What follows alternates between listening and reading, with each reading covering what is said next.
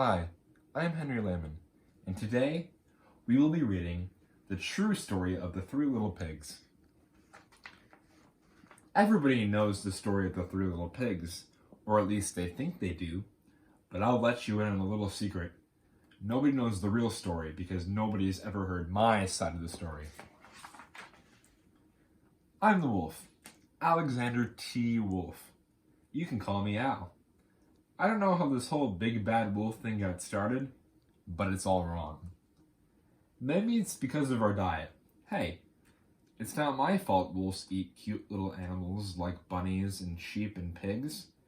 That's just the way we are. If cheeseburgers were cute, folks would probably think you were big and bad too. But like I was saying, the whole big bad wolf thing is all wrong. The real story is about a sneeze and a cup of sugar. This is the real story. Way back in Once Upon a Time, I was making a birthday cake for my dear old granny. I had a terrible sneezing cold. I ran out of sugar. So I walked down the street to ask my neighbor for a cup of sugar. Now this neighbor was a pig, and he wasn't too bright either. He had built his whole house out of straw. Can you believe it? I mean, who in his right mind would build a house of straw? So of course the minute I knocked on the door, it fell right in. I didn't want to just walk into someone else's house, so I called, little pig, are you in?" No answer. I was just about to go home without the cup of sugar for my dear granny's birthday cake. That's when my nose started to itch.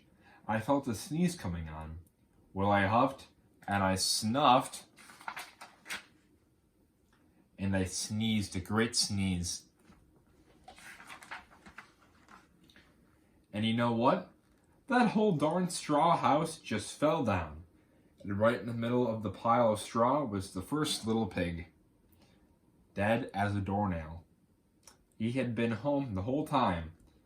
It seemed like a shame to just leave a perfectly good ham dinner lying there in the straw, so I ate it up. Think of it as a big cheeseburger just lying there.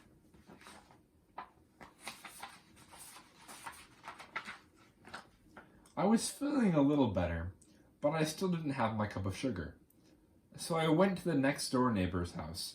This neighbor was the first little pig's brother. He was a little smarter, but not much. He had built his house of sticks.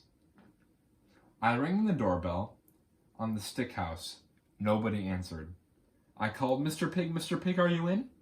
He yelled back, "Go away, wolf. You can't come in. I'm shaving the hairs on my chinny chin chin." I had just grabbed the doorknob when I felt another sneeze coming. I huffed and I snuffed and I tried to cover my mouth, but I sneezed a great sneeze. And you're not going to believe it, but this guy's house fell down just like his brother's. When the dust cleared, there was the second little pig, dead as a doornail. Wolf's honor. Now you know, food will spoil if you just leave it out in the open. So I did the only thing there was to do. I had dinner again.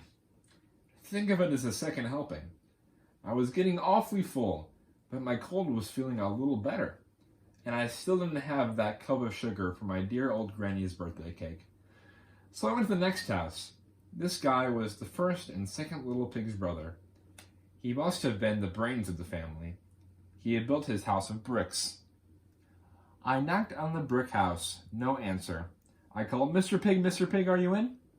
And do you know what that rude little porker answered? "Get out of here, wolf. Don't bother me again." Talk about impolite. He probably had a whole stack full of sugar, and he wouldn't give me even one little cup. For my dear old sweet granny's old birthday cake. What a pig. I was just about to go home and maybe make a nice birthday card instead of a cake when I felt my cold coming on. I huffed, and I snuffed, and I sneezed once again. Then the third little pig yelled, and your old granny can sit on a pin.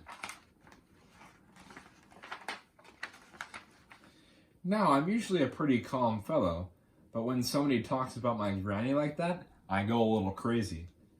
When the cops drove up, of course, I was trying to break down the pig's door, and the whole time I was huffing and puffing and sneezing and making a real scene.